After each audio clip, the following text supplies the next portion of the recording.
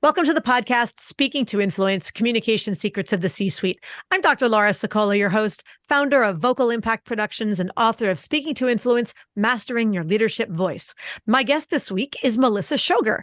Melissa is the Vice President of Finance for Identification Solutions and Vestcom, two divisions at Avery Dennison. She's got her master's from the Wharton School at the University of Pennsylvania, and she's got 20 years of experience in various GM and financial roles. Melissa, welcome to the show.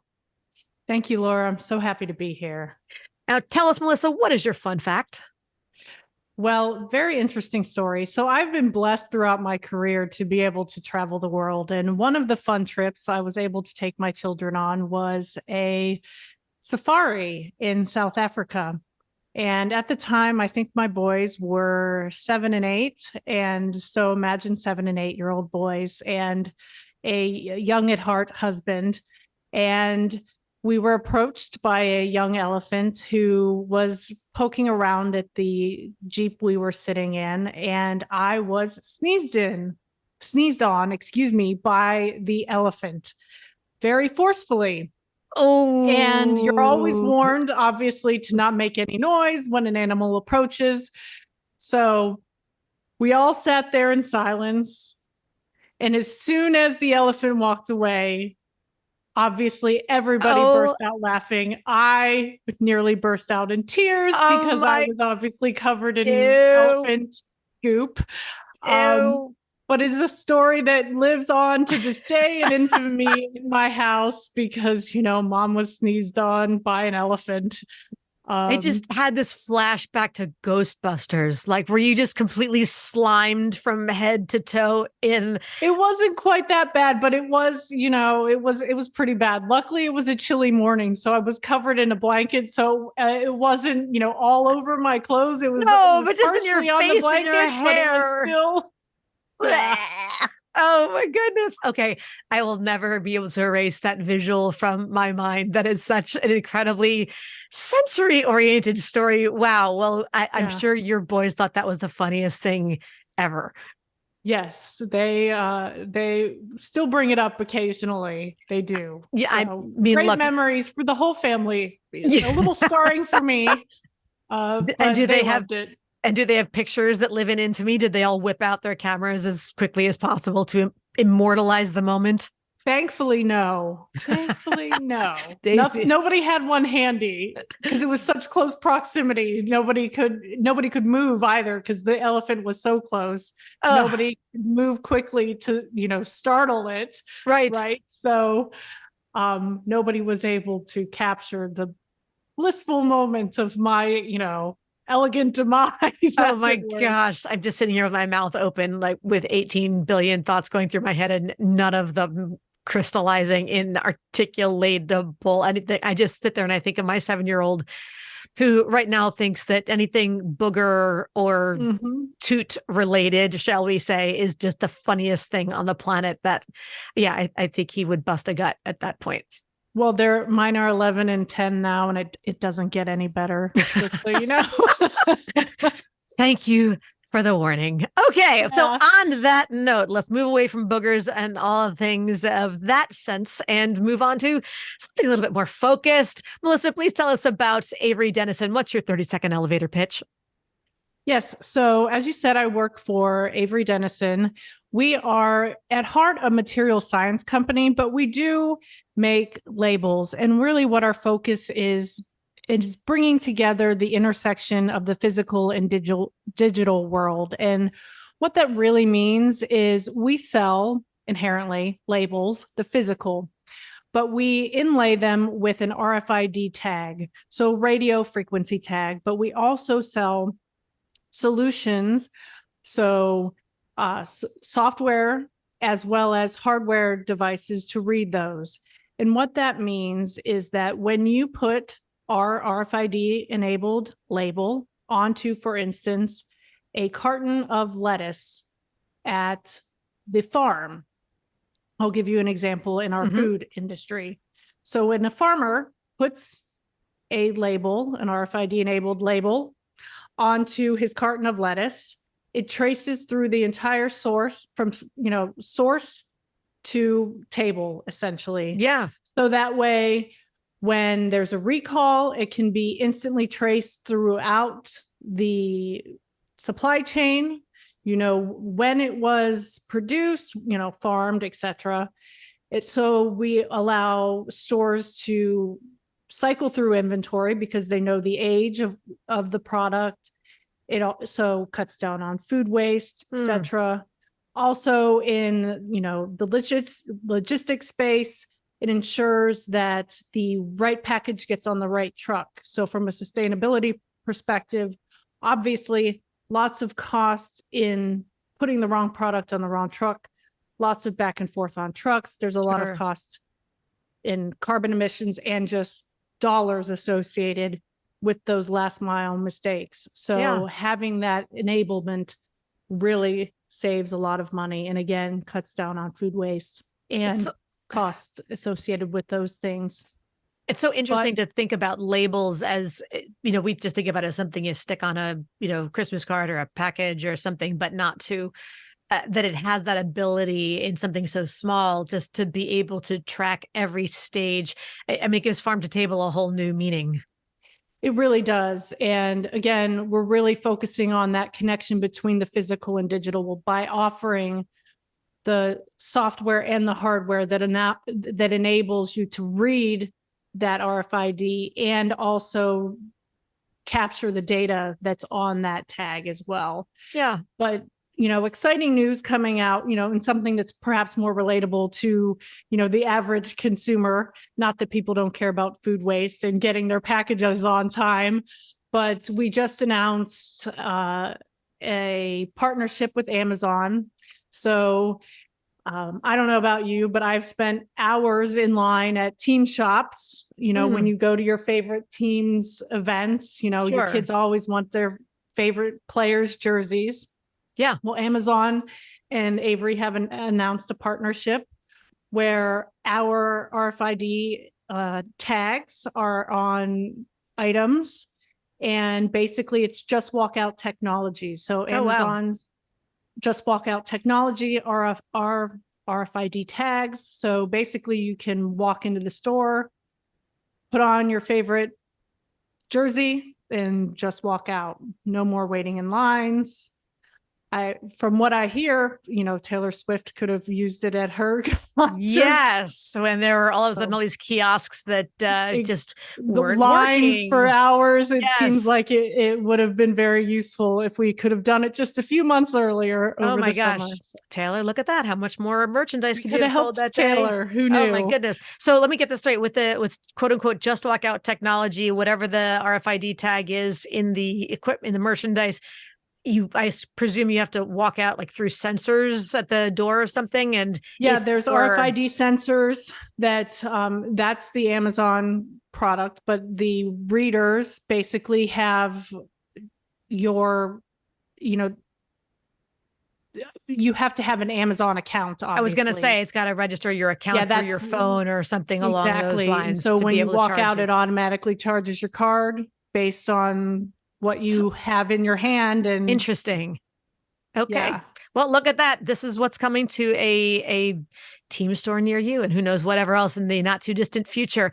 And that's amazing technology. And with all of that, what is something that you wish more people understood, either about your role, your company, or your industry? And what is your role in changing that perception? What I am doing to really change this perception of being just a scorekeeper is working actively with each of the GMs to find their pain points and work actively with them and their teams to identify how I and my team can provide the analysis and the data they need to make actionable decisions more quickly, to make better decisions more, and also know when to course correct.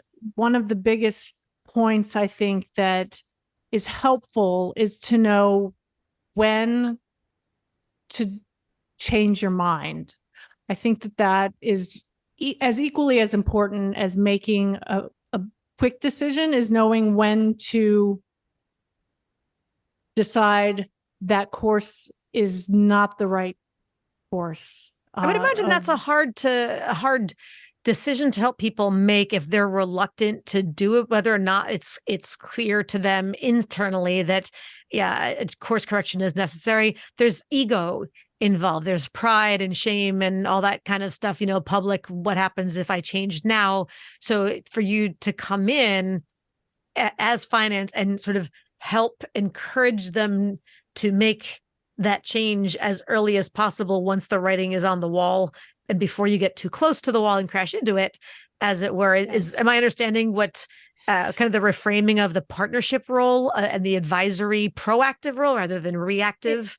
It is. It's trying to get ahead, not just with the financial aspect, but to really try to develop relationships, not just professionally, but on a certain level personally, so that people will listen to your advice, not just as a purely financial advisor. Right. But for instance, when I appreciate when a GM calls me and asks for my advice and what I would do in a certain situation, and I will give it. I will give my advice. And they may or may not take it, obviously, but the fact that they're asking tells me that they value my opinion. That's great. And I will also tell them that I think it's time to course correct. I'm relatively new to this division, so I'm giving lots of advice. Some is or is not being listened to, but that's fine. I think that it's good for them to hear at the same time, because it also helps people. I think that in my giving direct feedback, it also helps people to, by being the person who gives direct feedback, it also allows the person you're giving it to support their own decision. Sure. You're giving them input, right? So they can make an informed decision and they've weighed as many options and perspectives as possible. Because if they can't support it to themselves in telling you, then they can they might talk themselves into saying, oh, you know what? You're kind of right, because I can't even convince myself to you that it's the right decision. Interesting. So. Yes, certainly the advisory role is far more proactive than the scorekeeper role, exactly, to say the least. Now, was there ever a time that you thought you did a great job of explaining something only to have the audience give you that deer in the headlights look in response? Have you ever tried to explain deferred anything to anyone? No. Deferred gratification to, lots of people. Children. But beyond that, yes, and myself, frankly, depending on what it is. Well, it's the same concept, yes. Of course, but it's interesting. I'm going to change the direction of that question a bit. Okay. I was in a meeting just a few weeks ago where it was a meeting of a leadership team but it's functional leaders, right? But part of a leadership team. And it was very interesting. A gentleman stood up and was arguing his case on a specific point. And at the end, somebody summarized what he thought he had heard from the discussion. And someone else spoke up and said, well, that's not what I heard. I heard this. And 3 other people said, no, I heard different things. And I just thought it was very interesting that I think it happens not just in finance. I think it's very important in any meeting that you're in to make sure that even if it seems very obvious, that you actually all understood the same thing, because we all bring our own preconceived idea of what, regardless of, no matter how open-minded I try to be, am going to bring a finance perspective and an accounting mindset to every discussion that I'm having. Yes.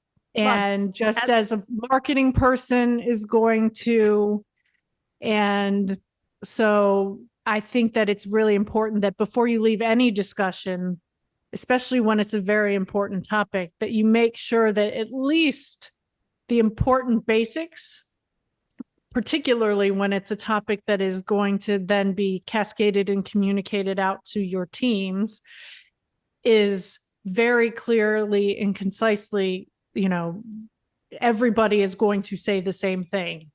And it's not going to be like a game of telephone where it's slightly different depending on who's telling the story.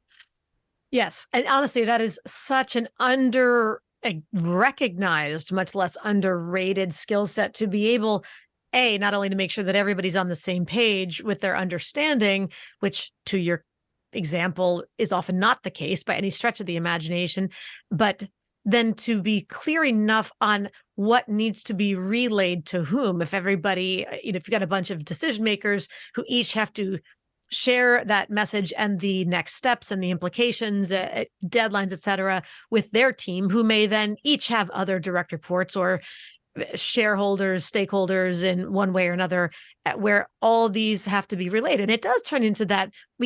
I'm noticing a theme about being 7 years old today in this conversation. So I'm not sure where we're leaning with it, but that game that we played in first and second grade of playing telephone, that whisper down the lane, call it what you will, but where you start with one message and by the time you get to the person at the end, whisper, whisper, whisper, it doesn't resemble anything like what the original message was. And we all have that frustration when we've experienced that in the workplaces where, of course, there's a lot more riding on it. So how do you, to be able to communicate a message, not only in a way that's clear, but where everybody else knows what they are supposed to communicate to whom and how, so that it retains its original integrity in passing down from layer to layer through that chain. It's so important to be able to do that. That seems like a great challenge for you at the moment, which is a great segue for you now to challenge the audience. It's time for our listener 24-hour influence challenge.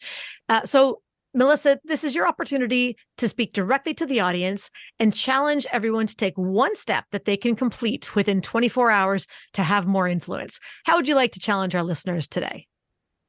Well, you may or may not believe this, but I am actually an introvert. And so I would challenge everyone who may have doubts sometimes of whether or not to speak up in meetings to speak up and challenge yourself to contribute in meetings in the next 24 hours.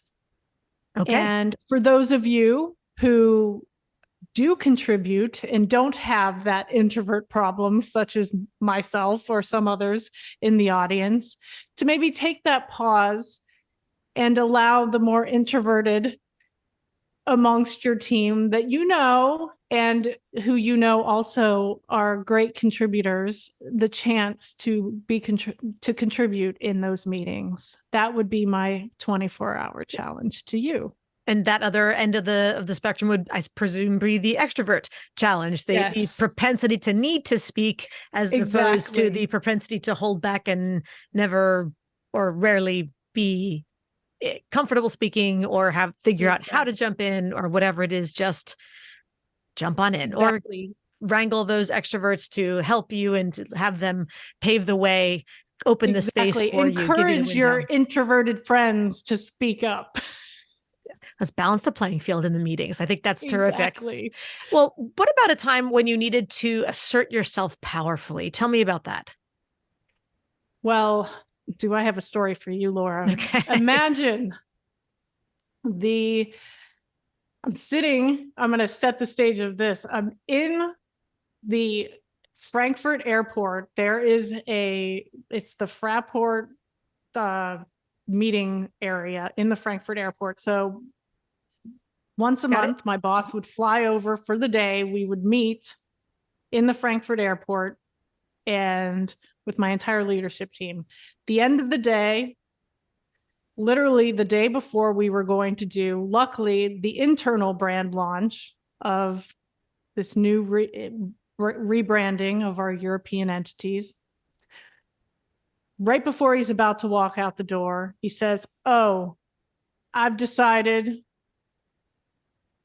we're not going to go with this branding.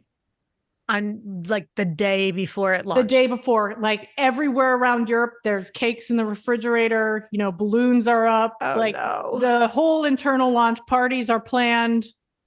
Yeah. And he just like launches this over his shoulder as he's walking out the door, kind of the same way he'd say, oh, by the way, I'm going to be a little late for dinner. No, like he's going to miss his flight. Like he's like walking out the door. Yeah. But I mean, with that sort of casual, like over the shoulder, oh, by the way, I'll be half an hour late for dinner. Oh, by the way, I'm pulling the plug on the launch through all of Europe tomorrow. Okay, no problem, of course. And you handled this how? So, as I said, my entire leadership team was there. We took a moment of stunned silence. My VP of sales and marketing, who was French. He's still French, but understood. He was slightly more impassioned and started to argue. I calmed him down as my boss walked out, and we just sat there for a moment in stunned silence and said, okay, well, we have his flight back to the US, right? You weren't trying to figure out how to ground the plane. This is not the intention. You're just going to meet him at the other end.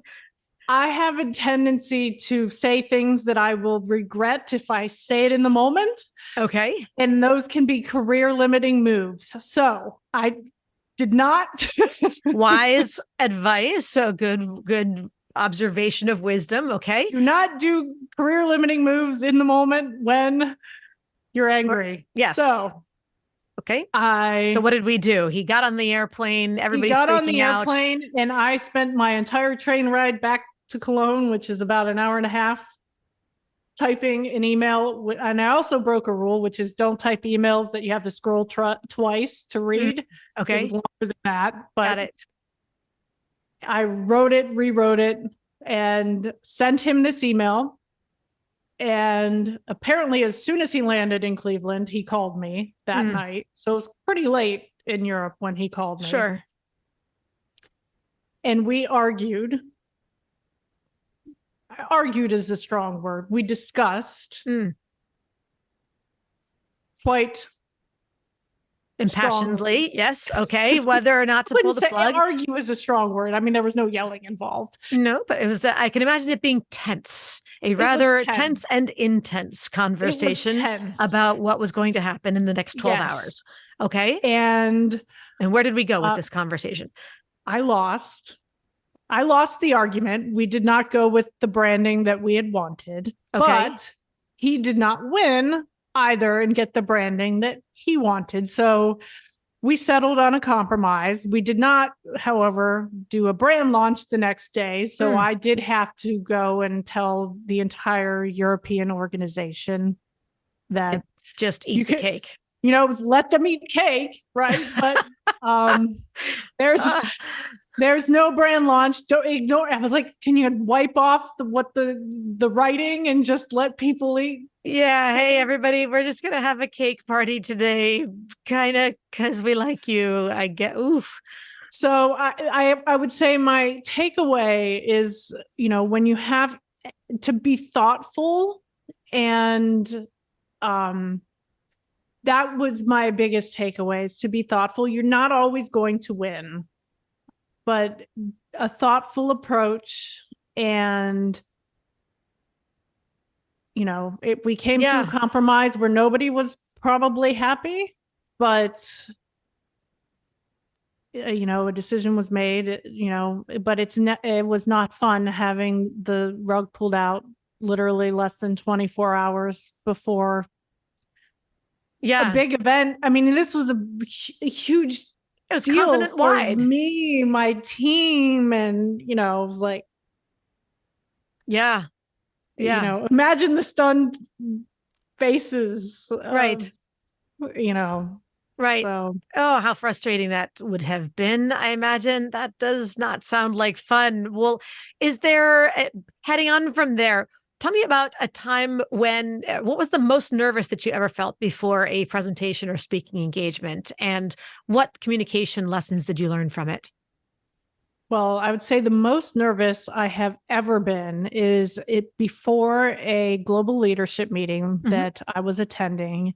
And my boss was called away unexpectedly. He was the person who was going to give this presentation. Of course, I had prepared the presentation, but I had not prepared to actually give the presentation. Oh, and it was less detail. than small detail. So I knew the content, but it's totally different than having to actually stand up in front of 200 plus of your peers and speak to it for, close to an hour, right? I mean, was not a short presentation either. Yeah. And how did it go? I think I had not even a whole, and it wasn't even, I didn't even have an overnight. So it was like the day of. Right. No preparation window. So no preparation time. No all-nighter time to pull. Exactly. At least if I had an overnight, I could have pulled an all-nighter to prepare. So my biggest takeaway, and I do this to this day, is I'm a chronic over-preparer. Sure. I record myself, both video and audio. Yep. Audio. Got to do it. To hear myself, to listen for those nervous giggles, to just try to work out and just to work on the phrasings. And so and the biggest takeaway I would have, because I was always so jealous of people who seem like such natural presenters who are up there. And I wouldn't say I'm not to the point, those people who are up there walking around looking so natural. That's not me. But I would say, you don't know, they might be the same way as me, those people that are just always preparing. So they might not be as natural as they appear. I would just say prepare. And it really does help with the nerves. And and do try to focus. Actually, I would not focus on a friend in the audience, because the friend will make you laugh, even if they're not trying to. Okay. That's how it works for you. If you look at a friend in the audience. That's how it works for me, because, the friend to me will make me giggle, even if they're not trying to. Got it. So we know our trigger. That's really important. Know your triggers. Know what works for you may not work for somebody else, and vice versa. Try stuff. But if you realize that, that's a very bad path for me to go down, okay, recalculate that route. But it sounds like, if nothing else, you learned the important art of preparation for sure. And thank you for reiterating the importance of recording yourself in preparation, because boy, there is no tool more effective in getting you clear on what's working and what is not than watching yourself on video. Correct? Oh my goodness. And you learn so many things about the way your face moves. Yes. Yep. We all have that "what am I doing with my face" moment when we're watching ourselves. Eyebrows and weird face. Yeah. Oh, yes. Yes. Facial movements. I'm like, I think the first time I did it, I said to my husband, I'm like, does my face always do that when I talk? Yes. Yes. We have all had those moments. It will be painful and uncomfortable to watch yourself, but trust me, it's worth it, because you'll feel very prepared when you get up in front of that audience. And it's worth it. I always say that the video camera is like your best friend who has absolutely no tact. They're going to tell you exactly what's great, exactly what's most definitely not great, and give you most likely an idea of what should be done otherwise to fix it. But boy, they're doing it with your best interest at heart. And that's what matters most. Well, Melissa, this has been a lot of fun. Tell us how we can learn more about you and Avery Dennison. Well, Avery Dennison's website is www.averydennison.com. And I am on LinkedIn. So you can find me at Melissa Schoger on LinkedIn, Schoger. That's how you spell my last name. So, and we'll put all that in the show notes. So you'll have a nice, easy link to connect with Melissa. And I want to, of course, if you do connect with Melissa, and I highly recommend that you do, that you, of course, let her know that you heard her here on the Speaking to Influence podcast. So she knows how many people just absolutely loved this interview as much as I did. Melissa, thank you so much for joining me on the show today. Thank you so much. It's been a lot of fun. And to everybody else out there, thank you for tuning in. As always, be sure to subscribe so you never miss an episode. And don't forget to give us a 5-star rating on Apple Podcasts or your platform of choice so we can help even more people to increase their confidence, presence, and influence. And finally, if you want to download my free guide to equipment recommendation for virtual influence, including my picks for microphones, lights, and more, go to speakingtoinfluence.com. I'm Dr. Laura Sicola, and you're listening to Speaking to Influence, Communication Secrets of the C-Suite. Hi, everyone. This is Dr. Laura Sicola, and I want to sincerely thank you for listening to the Speaking to Influence podcast. If you love listening to these episodes as much as I love bringing them to you, be sure to subscribe so you never miss an episode. And please go to iTunes right now to rate and review our podcast in order to help us expand our reach so even more people can master the 3 C's to command the room, connect with the audience, and close the deal. Thanks for listening to Speaking to Influence, Communication Secrets of the C-Suite, the show for leaders who want to speak with impact. The hosts, producers, owners, and media distributors of the show make no guarantees that the strategies and information discussed will result in profit or other success and may result in losses. The opinions and statements of the hosts and guests do not necessarily reflect the opinions of the owners, staff, managers, broadcasters, or sponsors of the show. No medical or psychological therapy or personal or professional wellness or relationship advice is offered in the show. You are advised to seek counsel on matters related to your health, family, relationships, job, or other business and legal matters from licensed advisors in those areas prior to making any changes in business or lifestyle. No information provided may be suitable in your situation. As always, take responsibility for the decisions and actions you take, including the reactions they may make in your work, family, health, and life.